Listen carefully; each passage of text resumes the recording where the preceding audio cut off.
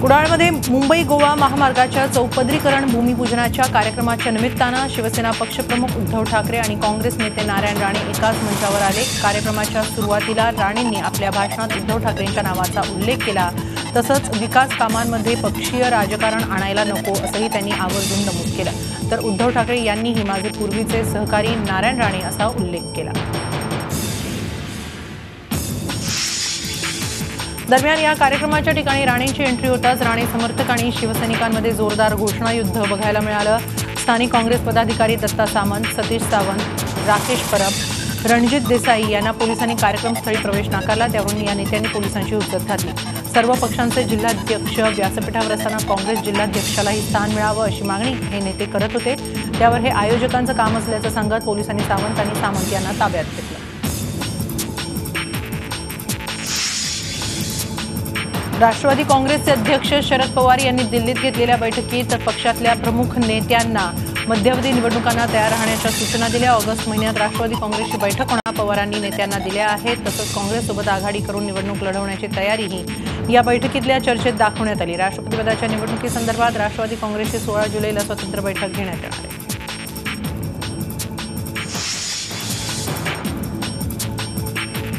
शेतकऱ्यांच्या कर्जमाफीच्या मुद्द्यावर मुख्यमंत्री देवेंद्र फडणवीस यांनी दिल्लीत शरद पवारांची त्यांच्या 6 जनपथवरील निवासस्थानी भेट घेतली। या बैठकीला महसूल मंत्री चंद्रकांत पाटील यांच्यासह राष्ट्रवादीचे नेतेही उपस्थित होते। मात्र या बैठकीनंतर शरद पवार आणि मुख्यमंत्र्यांमध्ये तब्बल पाऊण तास गुफ्तगू झालं। या दोघांमध्ये नेमकी कशावर चर्चा झाली याबाबत अद्याप कळू शकलेलं नाही। शेतकरी आंदोलनावरून भाजप सरकार अडचणीत आलं असताना शरद पवारांचं मन वळवून कर्जमाफीचा मुद्दा तडीस लावण्यावर भाजप भर देत असल्याचं कळतंय। या बैठकीला अजित पवारांची हजेरीही अपेक्षित होती, मात्र ते बैठकीला हजर नव्हते। राज्याने कर्जमाफी शेतकऱ्यांची घोषित केली। ती घोषित केल्यानंतर त्याची अंमलबजावणी करण्यापूर्वी अधिकाधिक शेतकऱ्यांना कसा फायदा होईल यासाठी वेगवेगळ्या शेतकरी संघटना आणि वेगवेगळे राजकीय पक्ष यांच्या आम्ही भेटी करतो। असं सगळ्यांना भेटून काही सहमती निर्माण करण्याचा प्रयत्न झालेला आहे की ज्यात अधिकाधिक शेतकऱ्यांना फायदा आणि राज्याचं आर्थिक स्थैर्य बिघडणार नाही याचा समन्वय ठेवण्याचा प्रयत्न चाललेला आहे। या व्यतिरिक्त नियमित कर्ज भरणाऱ्यांना सुद्धा काही पॅकेज द्यावं असा आग्रह माननीय पवारसाहेबांनी धरला आणि जो आम्हाला मान्य आहे। रायगड जिल्ह्यात पावसानं दडी मारल्यानं शेतकरी चिंतेत आहे। यंदा मृग नक्षत्रापासून सुरू झालेल्या पावसामुळे शेतकऱ्यांनी पेरणीच्या कामाला सुरुवात केली। रोपही चांगली वाढली, पण पावसानं पाठ फिरवल्यामुळे वाढलेली रोपं करपण्याची भीती शेतकऱ्यांना वाटत आहे। भात रोपं जगवण्यासाठी काही भागात शेतकऱ्यांनी कृत्रिमरित्या पाणी देण्यास सुरुवात केली आहे। जिल्ह्यात पेरण्या पूर्ण झाल्यात अशीच परिस्थिती राहिली तर भाताची रोपं करपून जाऊन शेतकऱ्यांवर दुबार पेरणीचं संकट ओढवण्याची भीती आहे। येवला तालुक्यातील धुळगाव इथं संतप्त शेतकऱ्यांनी येवला पाटोदा रस्त्यावर एकत्र येत कर्जमाफी म्हणजे आजकाल फॅशन झाली आहे असं वादग्रस्त वक्तव्य करणाऱ्या केंद्रीय नगरविकास मंत्री व्यंकय्या नायडू यांच्या प्रतिकात्मक पुतळ्याचं दहन केलं। यावेळी भाजप सरकार विरोधात घोषणाबाजी करत नायडू यांच्या वक्तव्याचा निषेध करण्यात आला।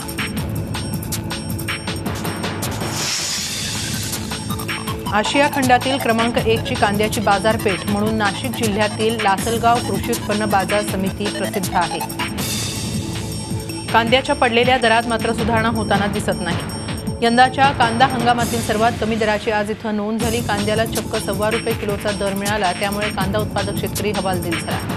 कांद्याला मिळत असलेला भाव पाहता साधा वाहतुकीचा खर्चही भागत नाही, त्यामुळे कांद्याची विक्री करण्यास शेतकरी धजावत नाही।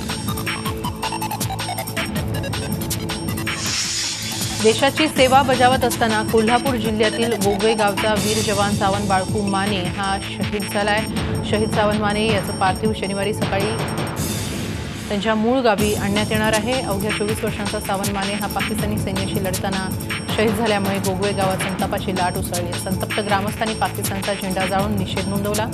भारत सरकारनं पाकिस्तानी सैन्याशी 2 हात करून जशास तसं उत्तर देण्याची भावना ग्रामस्थांनी व्यक्त केली। औरंगाबाद जिल्ह्यातील केळ गावात शोकाकुल वातावरण आहे। याच गावातील संदीप जाधव हा जवान काल जम्मू काश्मीरमध्ये शहीद झाला। आज सकाळी जाधव यांच्या कुटुंबियांना ही माहिती मिळाली आणि त्यांच्यावर दुःखाचा डोंगर कोसळला। संदीप जाधव 2002 मध्ये वयाच्या 31व्या वर्षी सैन्यात भरती झाले होते। जाधव 15 वर्षांच्या सेवेनंतर पुढच्या 1.5 वर्षात सेवानिवृत्त होणार होते। खरं तर उद्या जाधव यांचा धाकटा मुलगा शिवेंद्रचा पहिला वाढदिवस होता। त्याच्या वाढदिवसाची घरी तयारी सुरू होती। पण जाधवांच्या निधनाच्या बातमीनं संपूर्ण कुटुंबावर दुःखाचा डोंगर कोसळला. शहीद जाधवांचं पार्थिव आज गावात येणार आहे. त्यानंतर संपूर्ण लष्करी इतमामात त्यांच्यावर अंत्यसंस्कार करण्यात येतील. खरं तर संदीप जाधव यांच्या निधनाची बातमी त्यांच्या वडिलांना रात्री टीव्हीवरच समजली होती, पण त्यांनी आज सकाळपर्यंत ती मनातच दडवून ठेवली. त्यांच्या धैर्याची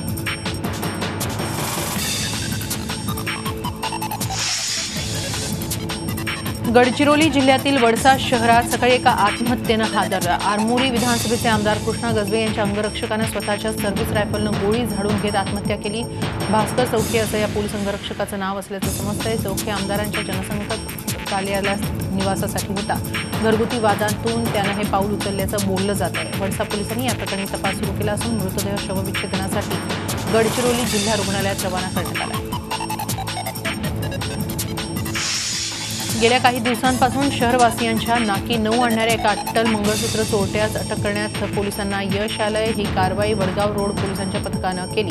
त्यामुळे यवतमाळ शहरात झालेल्या मंगळसूत्र चोरीच्या घटना उघडकीस येण्याची शक्यता आहे. सचिन नारायण चित्रे असं या मंगळसूत्र चोरट्याचं नाव असून त्याला सराफा कारागिराचं काम येतं. त्यामुळे चोरीच्या मंगळसूत्राची गलाई करून तो लगडी बनवत होता आणि त्यानंतर त्याची विक्री करत होता. त्र्यंबकेश्वर नगरपालिकेच्या नगराध्यक्षांनी अविश्वास ठरावाच्या पूर्वसंध्येला राजीनामा दिला आहे. त्यामुळे आजच्या अविश्वास ठराव बैठकीतली हवा निघून गेली. ही नगरी सध्या भूमाफियांच्या रडारवर आहे. त्यामुळे येथील नगरपालिकेत सध्या राजकारण रंगलंय. या राजकारणाचा आपण बळी ठरत असल्याचं नगराध्यक्ष विजया लढा यांनी सांगितलं. गाय हिंदू समाजाच्या आस्थेचं प्रतीक तर आहेच, पण गोमांस भक्षण केल्यानं अनेक आजार होऊ शकतात. म्हणून मुस्लिम बांधवांनी गोमांस सेवन करू नये असं आवाहन करत नागपुरात राष्ट्रीय स्वयंसेवक संघ प्रणित मुस्लिम राष्ट्रीय मंचातर्फे नागपुरात इफ्तार पार्टीचं आयोजन करण्यात आलं. गोमांस भक्षण सोडून गायीचा सन्मान करण्याचं आवाहन यावेळी करण्यात आलं. या कार्यक्रमात संघ मंचाचे आणि विविध मुस्लिम संघटनांच्या प्रतिनिधींनी हजेरी लावली. शैक्षणिक गुणवत्ता असेल तरच खासगी शाळांपुढे सरकारी शाळा टिकतील, म्हणून गेल्या 2 वर्षांपासून शासनानं प्रगत शैक्षणिक महाराष्ट्र हा उपक्रम हाती घेतलाय. जळगाव जिल्ह्यातील भडगाव तालुक्यातील कर्मवीर हरिरावजी पाटील किसान शिक्षण संस्थेनं मात्र गेल्या 3 वर्षांपासून खासगी तत्वावर हा उपक्रम आपल्या सर्व शाळांमध्ये सुरू करून शासनाच्या पुढे एक पाऊल टाकलंय. संस्था चालकांच्या शाळेच्या गुणवत्ता तपासणीसाठी विशेष प्रयत्न असल्याचं ग्रामीण भागातील कदाचित हे एकमेव उदाहरण आहे. 17व्या शतकात छत्रपती शिवाजी महाराजांनी सातारची भूमी म्हणजेच अजिंक्यतारा किल्ला हे मराठी राजसत्तेचं केंद्र बनवलं. मात्र आता याच अजिंक्यतारा किल्ल्याची अवस्था दयनीय झाली असून किल्ल्यावर जाणाऱ्या रस्त्यात खड्डे पडले आहेत. बुरुज देखील डासू लागले. गडावर पिण्यासाठी देखील पाणी नाही. लोकप्रतिनिधी, शासन आणि पुरातत्व खात्याने याकडे लक्ष द्यावं अशी मागणी शिवभक्त करत आहे. लोटे एमआयडीसीच्या केमिकलयुक्त पाण्यामुळे सध्या खारपट्टा आणि लोटे एमआयडीसी परिसरात राहणारे नागरिक चांगलीच त्रस्त झालेत. कारण कॉमन इन्फ्लुएंट ट्रीटमेंट प्लांटच्या चेंबरमधून मोठ्या प्रमाणात केमिकलयुक्त पाणी नदी नाल्यांमध्ये वाहत जात आहे. गेल्या अनेक दिवसांपासून या प्लांटचा चेंबर लीक झाला आहे. त्यामुळे अशा पद्धतीने मोठ्या प्रमाणात केमिकलयुक्त पाणी थेट इथल्या नाल्यांमधून शेतकऱ्यांच्या शेतात जाते. त्यामुळे नदीमधील मासे देखील मृत होण्याचं प्रमाण वाढलंय. त्यामुळे आज लोटे परिसरातील नागरिक चांगलेच आक्रमक झाले होते. आधी हे पाणी बंद करा अशी मागणी लोटे परिसरातील ग्रामस्थांनी केली. लातूर जिल्ह्याच्या औसा तालुक्यातील देवंगरा इथे एका पोलीस कर्मचाऱ्यानं बिअर बारमध्ये तोडफोड आणि मारहाण करत धुडगूस घातला. पोलिसांचा हा प्रताप सीसीटीव्ही कॅमेऱ्यात कैद झालाय. बारमधील कर्मचाऱ्याशी झालेल्या जुन्या वादाच्या रागातून पोलीस कर्मचारी सतीश खंडेराव जाधव यांना आपल्या साथीदारांसह बारवर हल्ला केला. पोलिसांनी त्याच्या साथीदारांनी बारमध्ये घुसताच रिकाम्या बाटल्या फोडण्यास सुरुवात केली. त्यानंतर बारमध्ये उपस्थित असलेले मॅनेजर आणि वेटरलाही अमानुष मारहाण केली आहे. यात ते जबर जखमी झाले. सीसीटीव्ही फुटेजवरून पोलीस सतीश जाधव आणि त्याच्या साथीदारांविरोधात गुन्हा दाखल करण्यात आलाय. गुन्हा दाखल झाल्यानंतर बार मालक असलेल्या चंद्रकांत जाधव यांना तुपरी ग्रामस्थ आणि पोलिसांच्या नातेवाईकांकडून तक्रार मागे घेण्यासाठी धमक्या येत असल्याचं फिर्यादी करत आहे.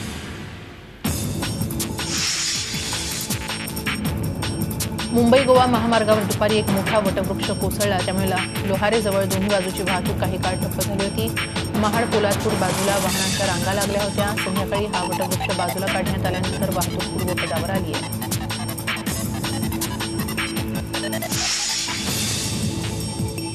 कोट्यवधी रुपयांच्या घोटाळ्यातील पेण अर्बन बँकेच्या ठेवीदारांना दिलासा देणारी बातमी. उच्च न्यायालयाच्या आदेशानुसार ज्या ठेवीदारांच्या या बँकेतील सर्व प्रकारच्या ठेवी मिळून 25,000 रुपये मुद्दल असेल अशा ठेवीदारांना रक्कम वाटप करण्यात येणार आहे. बँकेत धनादेशाद्वारे रक्कम वाटपाची प्रक्रिया सुरू झाली आहे. ठेवीदार संघर्ष समितीनं उच्च न्यायालयात दाखल केलेल्या याचिकेवरील सुनावणी दरम्यान न्यायालयानं या संदर्भातील आदेश दिले होते. त्यानुसार आता जवळपास 18,000 ठेवीदारांना तब्बल 27,25,00,000 रुपये इतकी रक्कम परत मिळणार आहे. 25,000पर्यंतच्या ठेवीदारांनी आपल्या ठेवी परत मिळवण्यासाठी सर्व कागदपत्रांची पूर्तता करून बँकेकडे अर्ज करावा असं आवाहन बँकेच्या प्रशासक मंडळानं केलंय. शेतकऱ्यांच्या कर्जमाफीचा निर्णय झाला असला तरी तो फसवा असल्याचा आरोप करत पिंपरीमध्ये आंदोलन करण्यात आलं. कर्जमाफीचा जी.आर. पेटवत सामाजिक संघटनांनी राज्य सरकारचा निषेध केला. सरकारची कर्जमाफी ही फसवी असल्याचा आरोप कार्यकर्त्यांनी केला. सरकारनं सरसकट कर्जमाफी करावी अशी मागणी आंदोलनकर्त्यांनी केली आहे. शेतकरी नेते सरकारशी चर्चा करतायत, वाटाघाटी करतायत. त्यांचाच आजचा आदेश आहे की संपूर्ण राज्यात ठिकठिकाणी या सरकारी परिपत्रकाची होळी करावी. त्यानुसार आज आम्ही ही होळी केलेली आहे. राज्याच्या सुकाणू समितीच्या माध्यमातून जी पुढच्या आंदोलनाची दिशा असेल त्या आंदोलनामध्ये आम्ही शहरी भागात जरी राहणारे असलो तरी आम्ही शेतकऱ्यांची मुलं आहोत. शेतीशी आमची नाळ जोडलेली आहे, मातीशी आमची नाळ जोडलेली आहे आणि म्हणून सुकाणू समिती आणि महाराष्ट्रातला शेतकरी जो जो आदेश देईल तशा प्रकारचं आंदोलन शहरी भागात पुणे शहरात आम्ही केल्याशिवाय स्वस्त बसणार नाही. स्मार्ट सिटी योजनेतील सामील करण्यात आलेल्या आणखी 30 शहरांची यादी जाहीर करण्यात आली आहे. तिसऱ्या यादीत पिंपरी चिंचवडचा समावेश करण्यात आला आहे. आजच्या यादीनंतर देशात स्मार्ट सिटी योजनेत समाविष्ट शहरांची संख्या 90वर पोहोचली आहे. पिंपरी चिंचवड शहरासोबतच तिरुवनंतपुरम, राजकोट, अमरावती, पाटणा आणि श्रीनगरचा समावेश आहे. स्मार्ट सिटी विरोधात काँग्रेसनं मोर्चा काढला. स्मार्ट सिटी योजना खासगी कंपनीच्या माध्यमातून राबवली जाणार आहे. खासगी कंपनीमुळे 900 कोटी रुपयांचा कर भरावा लागणार आहे. त्यामुळे स्मार्ट सिटी योजना फसवी आहे अशी टीका यावेळी करण्यात आली. केजरीवाड्यात स्मार्ट सिटीचं कार्यालय असलेल्या सावरकर भवन इथं काँग्रेसनं मोर्चा काढला. स्मार्ट सिटीसोबतच काँग्रेस मनपाच्या कर्जरोख्यांनाही विरोध केला. पुण्यातील बांधकाम ऑक्युपेशन सर्टिफिकेट देऊ नका असे आदेश आज मुंबई उच्च न्यायालयानं दिले आहेत. पुण्यात पाणी टंचाईचा प्रश्न दिवसेंदिवस गंभीर होत असल्यानं पुढचे निर्देश येईपर्यंत ऑक्युपेशन म्हणजेच भोगवटा प्रमाणपत्र देण्यास हायकोर्टानं बंदी केली. पुण्यामध्ये बाणेर परिसरात असलेल्या सोसायट्यांचे तब्बल 12 कोटी रुपये अवघ्या वर्षभरात पाण्यासाठी खर्च झालेत. या संदर्भात स्थानिक नगरसेवकांनी महापालिकेच्या विरोधात जनहित याचिका दाखल केली आहे. पाण्यासाठी लाखोंचा खर्च करावा लागत असलेल्या बाणेर बालेवाडी परिसरातील 228 सोसायट्यांची टेम्पो यादी उच्च न्यायालयात सादर करण्यात आली. काही सोसायट्यांमध्ये दिवसाकाळी 5 ते 6 तर काही सोसायट्यांमध्ये दिवसाकाळी 25 ते 30 टँकर्स विकत घ्यावे लागतात. गृहप्रकल्प बांधून पूर्ण झाल्यावर बिल्डर हात झटकून मोकळा होतो. मात्र त्या प्रकल्पात भर देणारा सामान्य माणूस पाण्यासाठी अडचणीत येतो. महापालिकेकडून पाण्याची पुरेशी सोय करण्यात आलेली नाही. त्याबाबत तांत्रिक अडचणींबरोबरच योग्य नियोजनाचा अभाव आहे. वैद्यकीय प्रवेश पूर्व परीक्षा म्हणजेच नीट परीक्षेचा निकाल आज जाहीर झाला. अभिषेक डोगरा 99.99% गुण मिळवत राज्यात पहिला आलाय तर पंजाबचा नवदीप सिंह देशातून पहिला आलाय. देशभरातून 10,90,085 विद्यार्थी परीक्षेला बसले होते. त्यापैकी केवळ 6,11,539 विद्यार्थी वैद्यकीय प्रवेशासाठी पात्र झाले. 697 पासून ते 131 पर्यंत गुण असलेले विद्यार्थी वैद्यकीय प्रवेशासाठी पात्र असणार आहेत. राज्यात 28 जून पासून प्रवेश प्रक्रिया सुरू होणार आहे. मुंबईला पाणीपुरवठा करणाऱ्या पाईपलाईन लगतच्या सर्व बेकायदेशीर झोपड्या 30 जून 2018 पर्यंत हटवणार असल्याची ग्वाही मुंबई महानगरपालिकेनं हायकोर्टात दिली आहे. सध्या या कारवाईचा दुसरा टप्पा पूर्ण झाला असून 29 ऑक्टोबर 2017 पर्यंत चौथ्या टप्प्यातील कारवाई पूर्ण करण्याचे निर्देश हायकोर्टानं पालिकेला दिले. तसंच केलेल्या कारवाईचा अहवाल 9 ऑक्टोबरपर्यंत हायकोर्टासमोर सादर करण्याचे निर्देश न्यायमूर्ती अभय ओक आणि न्यायमूर्ती विभाग कंकणवाडी यांच्या खंडपीठानं दिले. कल्याणच्या निवाळी शेतकऱ्यांच्या उग्र आंदोलनानंतर विधानसभेचे विरोधी पक्षनेते राधाकृष्ण विखे पाटील यांनी जखमी शेतकऱ्यांची भेट घेतली. यावेळी त्यांनी शेतकऱ्यांची विचारपूस केली. निवाळीचं आंदोलन हाताळताना राज्य सरकारनं हलगर्जीपणा केल्याचा आरोप यावेळी विखे पाटलांनी केला. सरकारनं परिस्थिती योग्यरित्या हाताळली नसून शेतकऱ्यांवर दडपशाही करण्यात येत असल्याचं विखे पाटलांनी म्हटलंय. या प्रकरणाची सेवानिवृत्त न्यायाधीशामार्फत चौकशी करण्यात यावी अशी मागणी विखे पाटलांनी यावेळी केली. दरम्यान निवाळी शेतकरी आंदोलन प्रकरणात पोलिसांनी 4 गुन्हे दाखल केले असून 1 गुन्हा मालपाडा पोलीस स्टेशन, 3 गुन्हे हिल लाईन पोलीस स्टेशनमध्ये दाखल केले. या प्रकरणी अद्याप कुणालाही अटक करण्यात आलेली नाही. गुरुवारच्या आंदोलनातील 2 जखमी शेतकऱ्यांची प्रकृती मात्र अद्याप चिंताजनकच आहे. दरम्यान निवाळी परिसरात जनजीवन सुरळीत असून डोंबिवली बदलापूर कर्जत हायवेवरील वाहतूक सुद्धा सुरळीत सुरू आहे. या ठिकाणी चोख पोलीस बंदोबस्त ठेवण्यात आला आहे.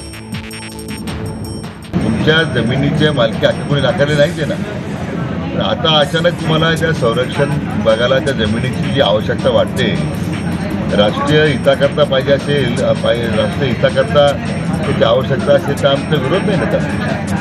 परंतु तुम्ही शेतकऱ्यांची जे 75 वर्ष आता कसेल त्याची जमीन राहील, त्याचं घर आणि कसेल त्याची जमीन हा मूळ तत्वच आहे. 75 वर्ष जी जमिनी कसतात त्या भागात शेतकरी खरं म्हणजे स्वतःहून शासनानं त्या जमिनी त्यांच्या नावावर करून द्यायला पाहिजे होत्या. आषाढी वारीसाठी पंढरपूरच्या दिशेने निघालेल्या संत ज्ञानेश्वर माऊलींची पालखी सकाळी 6:30च्या सुमारास जेजुरीहून वाल्हेकडे मार्गस्थ झाली. वाल्मिकी ऋषींच्या वाल्हे गावात पालखीचा मुक्काम असल्यानं ग्रामपंचायतीकडून स्वागताची संपूर्ण तयारी झाली. उद्या माऊलींच्या पालखीत नीरा स्नानाचा सोहळा पार पडणार आहे. दुसरीकडे वरवंडहून निघालेल्या तुकाराम महाराजांच्या पालखीचा मुक्काम हुंडवडी गवळ्याची इथं असणार आहे. उद्या संत तुकोबारायांच्या पालखी सोहळा बारामती इथं मार्गस्थ होणार आहे. गेल्या काही दिवसांपासून दडी मारून बसलेल्या वरुणराजानं आज अचानक हजेरी लावली, ती रोटी घाटामध्ये. अधूनमधून बरसणाऱ्या पावसाच्या सरी अंगावर झेलत तुकाराम महाराजांच्या पालखी सोहळ्यातील वारकऱ्यांनी मोठ्या उत्साहात रोटी घाटाची चढण पार केली. आजूबाजूची हिरवीगार सृष्टी आणि त्यातून मार्ग काढणारा तुकोबांचा पालखी सोहळा पाहण्यासाठी आजूबाजूच्या गावकऱ्यांनी गर्दी केली. घाट पार झाल्यावर भावपूर्ण वातावरणात तुकोबांची आरती करण्यात आली. वृक्षवल्ली आम्हा सोयरे वनचरे पक्षी ही सुरस्वर आळवती या संत तुकाराम महाराजांच्या अभंगाची प्रचिती खऱ्या अर्थानं बुलढाणा जिल्ह्यात आली. खामगाव तालुक्यातील अटाळी इथं भोजने महाराज यांची दिंडी गेल्या 10 वर्षांपासून पंढरपूरला जात असते आणि गेल्या वर्षी या दिंडीसोबत हजारो भाविक तर आहेतच, पण या दिंडीचं वैशिष्ट्य म्हणजे गेल्या वर्षीपासून या दिंडीमध्ये एक हरिण देखील सहभागी होत असतं, जे वारकरी भाविकांसोबत सहभागी होत असतं. एवढंच नाही तर कीर्तनात देखील विठ्ठल नामात मंत्रमुग्ध होतं. हरिण हा खूपच भित्रा प्राणी समजला जातो, मात्र हे हरिण पूर्णपणे माणसाळलेलं असून वारकऱ्यांसोबत पंढरपूरच्या दिशेनं मार्गक्रमण करत आहे. या हरणामुळे दिंडीला विशेष महत्त्व प्राप्त झालं असून गतवर्षापासून हा अनोखा योग पाहायला मिळतो.